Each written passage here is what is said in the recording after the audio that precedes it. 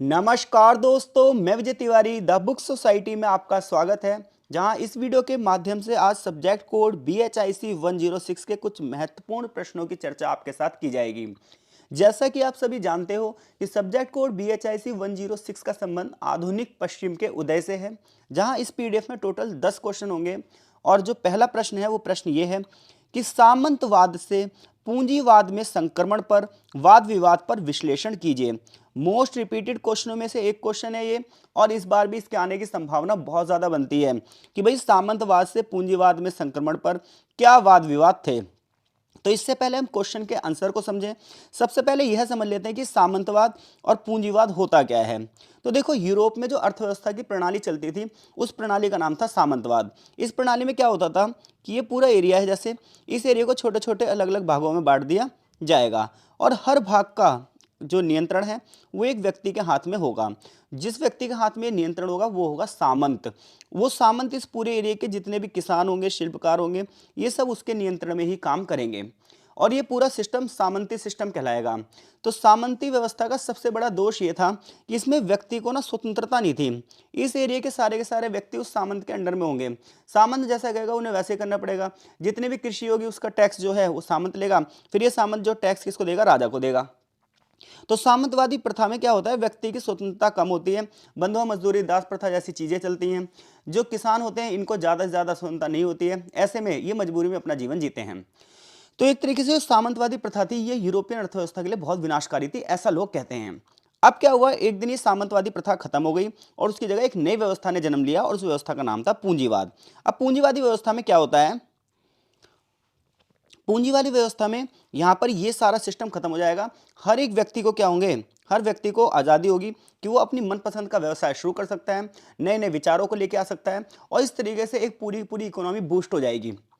तो बात ये पूछी जा रही है हमसे कि सामंतवाद जब खत्म हुआ और पूंजीवाद जब शुरू हुआ, तो जब हम सामंतवाद से पूंजीवाद की तरफ जा रहे थे तो वहाँ पर क्या क्या परिवर्तन हुए और जो परिवर्तन हुए उस पर क्या वाद विवाद हैं। तो देखो, जब यूरोप में सामंतवाद से पूंजीवाद की ओर जाया जा रहा था तो उसका प्रभाव अर्थव्यवस्था पर भी पड़ा, सामाजिक व्यवस्था पर भी पड़ा और राजनीतिक व्यवस्था पर भी पड़ा। अब देखो, अर्थव्यवस्था पर क्या प्रभाव पड़ा। पहले जो किसान सामंती व्यवस्था के अंडर में थे अब वो स्वतंत्र हो गए हैं, अब वो अपने व्यवसाय कर रहे हैं, व्यापार लगा रहे हैं। ठीक है, इससे क्या है, अर्थव्यवस्था और भी तेज गति से आगे बढ़ रही है। समाज में जो दास प्रथा थी वो खत्म हो रही है, जो किसानों का शोषण हो रहा था वो खत्म हो रहा है। ये सामाजिक व्यवस्था में परिवर्तन आया। राजनीतिक व्यवस्था में परिवर्तन यह आया, जो ये सामंत थे ये खत्म हो गए, तो कहीं ना कहीं जो इनकी राजनीतिक सत्ता थी वो चली गई। अब अलग अलग दृष्टिकोण से अलग अलग लोगों ने इसे समझाने का प्रयास किया है और इस पर वाद विवाद है। यानी कुछ लोग कहते हैं कि सामंतवाद से पूंजीवाद जो संक्रमण है वो अलग तरीके से हुआ है, तो कुछ लोग कहते हैं नहीं भाई, इसकी वजह ये थी। तो सबसे पहले हम ये समझते हैं कि मार्क्सवादी दृष्टिकोण का इस विषय में क्या कहना है।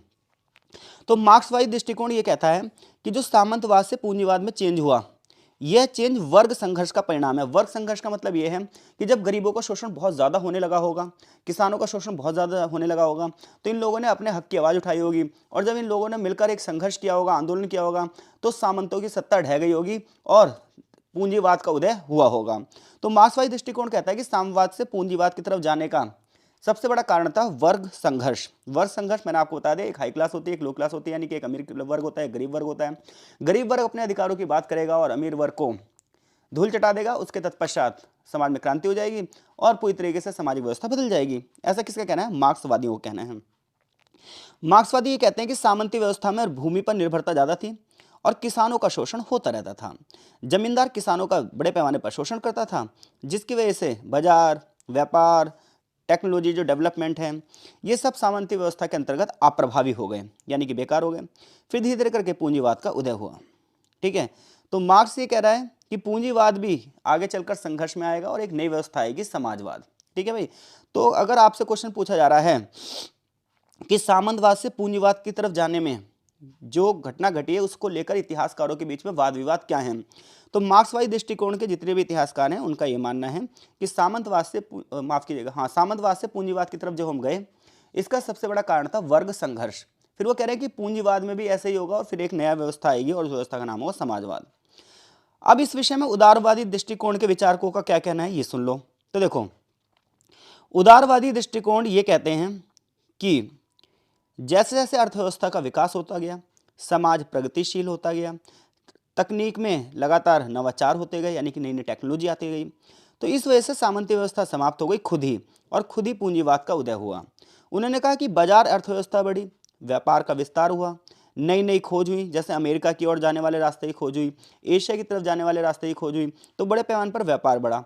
व्यापार बढ़ने की वजह से सामंतवादी व्यवस्था ढह गई और पूंजीवादी व्यवस्था आ गई। यानी कि जहां एक और मार्क्सवादी विचारक ये कहते हैं कि सामंतवाद से पूंजीवाद की तरफ जो ये व्यवस्था में बदलाव आया, ये बदलाव आया वर्ग संघर्ष से, हिंसक क्रांति से।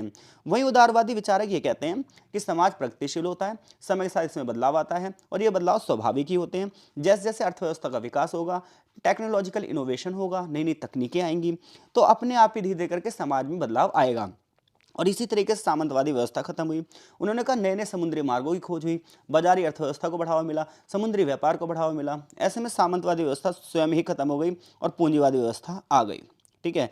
तो उदारवादी दृष्टिकोण ये कहता है कि ये हर सोसाइटी में ऐसे बदलाव होते हैं, ये बदलाव सकारात्मक होते हैं, क्योंकि इससे समाज गतिशीलता को बढ़ावा मिलता है, उद्योग को विकास को बढ़ावा मिलता है और लोगों की स्वतंत्रता को बढ़ावा मिलता है। अब कुछ इतिहासकार ये कहते हैं नहीं, सामंतवाद से पूंजीवाद में जो यूरोप की अर्थव्यवस्था बदली, यूरोप का जो समाज बदला, उसमें सामाजिक और सांस्कृतिक कारण थे। वो क्या कारण थे वो देखो। लोग कह रहे हैं कि इसमें धर्म, संस्कृति और राजनीतिक क्रांति जो है, इसकी वजह से सामंतवाद से पूंजीवाद की ओर संक्रमण हुआ। जैसे कि मैक्स वेबर ने ये कहा है कि प्रोटेस्टेंटवाद हुआ। अब ये प्रोटेस्टेंटवाद क्या था ये मैं बता दूं आपको। तो ईसाई धर्म में शुरुआत में चर्च का बोलबाला था। ठीक है। चर्च ने पूरे के पूरे क्षेत्रों पर कंट्रोल कर रखा था, लोगों के विचारों पर कंट्रोल कर रखा था। चर्च एक लूट खसोट वाली संस्था बन चुकी हुई थी।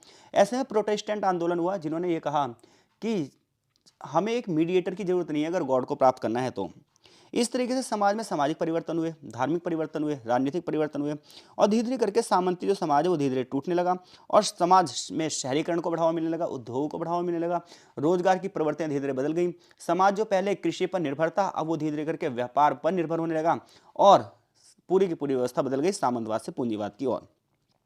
तो इस तरीके से अगर क्वेश्चन आपके सामने आता है कि यूरोप की अर्थव्यवस्था सामंतवाद से पूंजीवाद की ओर गई, इस विषय को लेकर इतिहासकारों के बीच में क्या विवाद है, तो पहले आप मार्क्सवादी दृष्टिकोण बताओगे, फिर आप उदारवादी दृष्टिकोण बताओगे, फिर आप सामाजिक दृष्टिकोण बताओगे।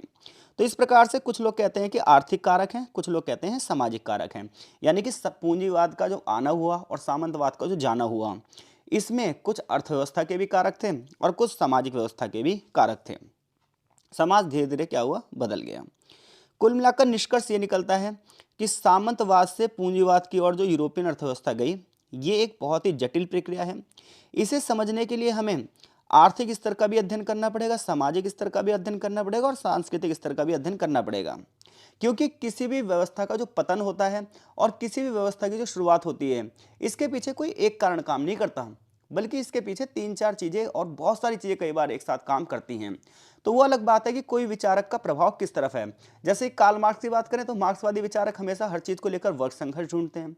उदारवादी विचारक कहते हैं कि समाज गतिशील है इसलिए परिवर्तन होता है, और अन्य विचारक कुछ अलग तरीके से चीजों को सोचते हैं। मैं आशा करता हूं अगर ये पेपर में क्वेश्चन आया तो आप डेफिनेटली इस क्वेश्चन का आंसर कर दोगे। क्वेश्चन नंबर 2 की ओर चलते हैं। क्वेश्चन नंबर जो 2 है हमारा, वो है 15वीं-16वीं शताब्दी की यूरोपीय अर्थव्यवस्था की मुख्य प्रवृत्तियों की रूपरेखा प्रस्तुत कीजिए। यानी कि 15-16 सेंचुरी में जो यूरोप की अर्थव्यवस्था थी वो किन किन चीजों पर निर्भर थी, क्वेश्चन आपसे यह पूछ रहा है। ये भी बहुत इंपॉर्टेंट क्वेश्चन है। अगर आप प्रीवियस ईयर चेक करोगे तो पिछले 6 सालों में कम से कम 4 बार ये क्वेश्चन आया होगा। तो देखो, अगर हम 15th सेंचुरी की बात करें और 16th सेंचुरी की बात करें यूरोपीय अर्थव्यवस्था की, तो इसमें बहुत सारे बदलाव आ रहे थे।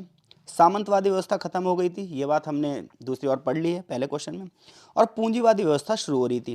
तो ऐसे में समाज में परिवर्तन आ रहा था, अर्थव्यवस्था में परिवर्तन आ रहा था, और राजनीतिक परिवर्तन आ रहे थे। इन परिवर्तनों को हम ऐसे समझ सकते हैं। तो देखो, 15वीं-16वीं शताब्दी में जो व्यापार हो रहा था, बड़े पैमाने पर यूरोपियन जो अर्थव्यवस्था थी उसमें व्यापार का विस्तार हो रहा था, वाणिज्य का विस्तार हो रहा था, भू आविष्कार हो रहे थे, यानी कि नए नए रास्तों की खोज हो रही थी। तो 15वीं-16वीं शताब्दी में महान समुद्री यात्रा हुई। जैसा कि आप सभी को पता है, भारत की ओर जाने वाले समुद्री रास्ते के बारे में वास्को डिगामा ने पता किया, तो वहीं अमेरिका की ओर जाने वाले रास्ते के बारे में पता किया कोलंबस ने। अब इन यात्राओं से क्या हुआ, इन यात्राओं से एशिया और अमेरिका की तरफ यूरोपियन लोगों ने जाना शुरू कर दिया और वहां पर नए नए बाजारों को डेवलप करना शुरू कर दिया। इससे अंतर्राष्ट्रीय व्यापार में वृद्धि हुई। इस प्रकार से 15वीं-16वीं शताब्दी में जो सबसे पहले यूरोपीय अर्थव्यवस्था में परिवर्तन आया वो परिवर्तन यह है कि अब यूरोपियन देश अमेरिका की ओर अग्रसर हो रहे हैं, एशिया की ओर अग्रसर हो रहे हैं। दूसरा परिवर्तन यहाँ पर यह आ रहा है कि औपनिवेशिक विस्तार हो रहा है। बड़े पैमाने पर अमेरिकन कंट्रियों को गुलाम बनाया गया। इसी प्रकार से एशिया के देशों को उपनिवेश बनाया गया। यूरोपियन देशों की बात करें तो स्पेन, पुर्तगाल, फ्रांस, इंग्लैंड, ये सभी देश जो थे इन्होंने नए नए उपनिवेश स्थापित किए।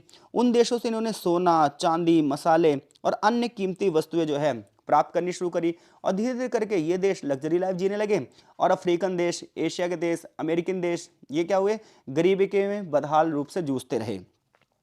तो जो परिवर्तन आया यूरोपियन अर्थव्यवस्था में 15वीं-16वीं शताब्दी में, वो परिवर्तन यह आया सबसे पहले नए नए समुद्री मार्गों की खोज हुई है, औपनिवेशिक विस्तार शुरू हुआ है, बड़े पैमाने पर छोटे छोटे देशों को गुलाम बनाया जाने लगा है और ऐसे में इनकी जो अर्थव्यवस्था है वो विकसित होती जा रही है और इधर बेचारे जो उपनिवेश हैं इनका शोषण हो रहा है।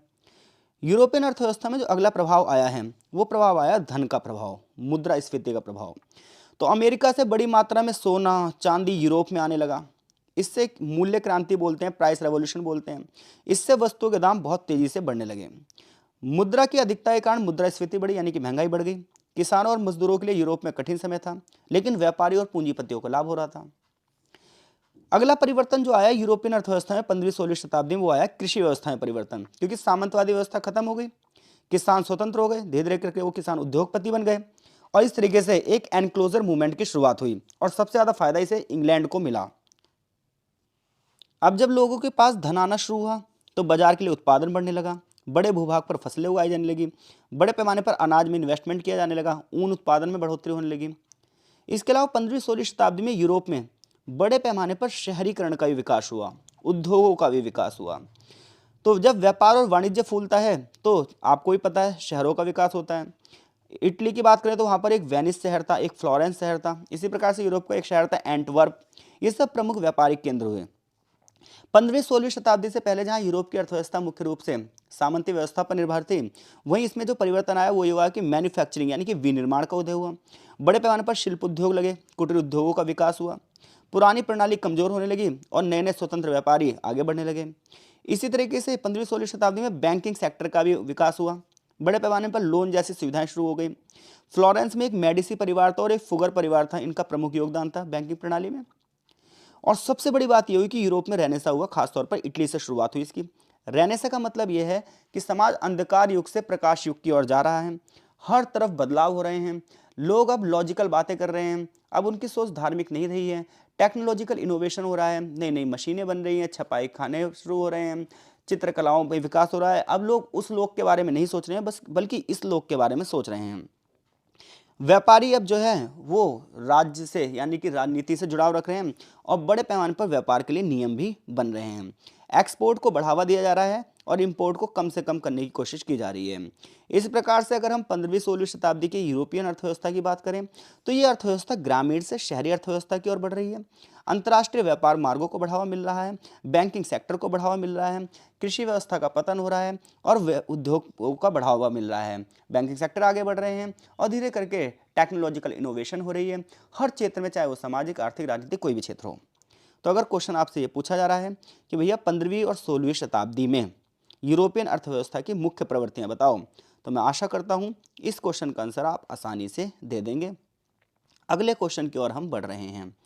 अगर चीज़ें आपको समझ में आ रही हैं तो कमेंट बॉक्स में आप प्रतिक्रिया जरूर दीजिएगा। इसके अलावा अगर आपको कोई PDF परचेज करनी है तो आप हमारे टेलीग्राम ग्रुप में भी जुड़ सकते हैं। इसके अलावा आप हमें डायरेक्ट व्हाट्सएप भी कर सकते हैं, जिसमें आपको 10 क्वेश्चनों की PDF प्रोवाइड की जाएगी। क्वेश्चन नंबर 3 की ओर बढ़ें। क्वेश्चन नंबर 3 हमसे ये कह रहा है कि भाई वो उद्देश्य बताओ जिसकी वजह से यूरोपियन लोगों ने 15-16 सेंचुरी में समुद्री यात्राएं शुरू करी। तो देखो, यूरोपियंस ने 15वीं-16वीं शताब्दी में समुद्री यात्राएं शुरू करी, अमेरिका की ओर जाने वाले रास्तों की खोज की, भारत की ओर आने वाले रास्ते की खोज की। तो लेकिन ये क्यों हुआ ऐसा, वो क्या कारण थे, क्या उद्देश्य थे, क्वेश्चन हमसे यह पूछ रहा है। तो 15वीं-16वीं शताब्दी में यूरोपियन लोगों ने समुद्री यात्राएं की। इसके पीछे बहुत सारे उद्देश्य थे। आर्थिक उद्देश्य था कि व्यापार को बढ़ावा दिया जाए, धार्मिक उद्देश्य था कि क्रिश्चियनिटी को बढ़ावा दिया जाए, राजनीतिक उद्देश्य था कि उपनिवेशों को स्थापित किया जाए और वैज्ञानिक उद्देश्य था कि नए नए मार्गों की खोज की जाए। और इन सभी उद्देश्यों की चर्चा हम इस प्रकार से करेंगे। तो देखो, 15वीं-16वीं शताब्दी में यूरोपियन लोगों ने नए नए समुद्री मार्गों की खोज क्यों करी? उसका सबसे बड़ा कारण था व्यापार और आर्थिक लाभ, खास तौर पर मसालों का व्यापार। तो जो यूरोपियन लोग थे, ये भारत और पूर्वी देशों से मसाले, खासतौर पर काली मिर्च, लौंग, जायफल की भारी मांग को पूरा करने के लिए नए समुद्री मार्ग की खोज में जुट गए। क्योंकि इससे पहले जो इन्हें ये सामान लेना होता था, ये क्या लेते थे? इटली से सामान लेते थे। इटली अरब देशों से सामान लेता था। इस तरीके से अरब देशों को और इटली को ज़्यादा मुनाफा होने लगा। अब ये पुर्तगाल ने ये सोचा, स्पेन ने सोचा कि इस व्यापार पर अगर हम नियंत्रण कर लें तो हमारा फायदा होने लग जाएगा। इस प्रकार से स्पेन और पुर्तगाल ने नए नए समुद्री मार्गों की खोज के लिए धन लगाना शुरू कर दिया, ताकि इन मसालों के व्यापार पर कौन एकाधिकार कर ले। तो कुल मिलाकर मसालों के व्यापार पर एकाधिकार करने के लिए यूरोपीय देशों के बीच में एक होड़ मच गई, और इस होड़ का परिणाम यह था कि समुद्री मार्गों की खोज हुई। दूसरा यह था स्वर्ण और धन की तलाश। इन यूरोपियन देशों को यह था कि भाई एशिया की धरती में, अमेरिका की धरती में सोना दबा हुआ है, और ऐसे में अगर वहाँ के रास्तों की खोज हो गई तो ये सोना चांदी बहुमूल्य संसाधन ये प्राप्त कर लेंगे। अगली बात यह थी कि ऑटोमन साम्राज्य का प्रभाव पड़ रहा था, यानी कि तुर्की और उसके आसपास के जो देश थे, इनका ग्रुप था एक ऑटोमन साम्राज्य। ये लोग बड़े पैमाने पर व्यापार करते थे और यूरोपीय लोगों को समस्याएं आती थी। तो ऑटोमन साम्राज्य का प्रभाव बढ़ता जा रहा था, यूरोपियन साम्राज्य का प्रभाव कम होता जा रहा था। ऑटोमन साम्राज्य को चुनौती देने के लिए इन लोगों ने समुद्री यात्राओं की खोज शुरू कर दी। अगला उद्देश्य था धार्मिक उद्देश्य। यूरोपियन लोग ईसाई धर्म का प्रचार करना चाहते थे और गैर ईसाई लोगों को कन्वर्ट करना चाहते थे। उधर क्योंकि इस्लाम बहुत ज़्यादा बढ़ता जा रहा था, तो इस्लाम को ये टक्कर देना चाहते थे, उसे कम करके क्रिश्चियनिटी को बढ़ावा देना चाहते थे। वैज्ञानिक और तकनीकी प्रगति, तो कंपास, एस्ट्रोलेब, बेहतर जहाज़ों का निर्माण हुआ, जिससे समुद्री यात्राएं संभव हुई। इसके अलावा लोग जिज्ञासु थे। अगर लोगों में जिज्ञासा ना हो तो चीज़ें आगे ही नहीं बढ़ सकती। नए भूभागों के बारे में, नई वनस्पतियों के बारे में, नए जीवों की खोज करने के लिए लोग उत्सुक थे कि आखिर ऐसा है क्या। राजनीतिक उद्देश्य ये थे कि भैया जिस देश को आप नियंत्रण कर लोगे वो आपका है। तो यूरोपियन शक्तियां जैसे पुर्तगाल, स्पेन, ब्रिटिशर्स, इन्होंने नए क्षेत्रों को जीता और अपनी राजनीतिक ताकत को बढ़ाने का लक्ष्य किया। नए व्यापारिक मार्ग आए तो नए उपनिवेश भी आए, और धीरे धीरे करके संघर्ष हुआ, और आगे चलकर ये संघर्ष आप सभी जानते हो पहले और दूसरे विश्व युद्ध में बदल गया। इन यात्राओं का जो अगला उद्देश्य था वो था नई भूमि की खोज। भारत, अमेरिका, पूर्वी एशिया को पहुंचने के लिए नई समुद्री मार्गों की खोज की गई।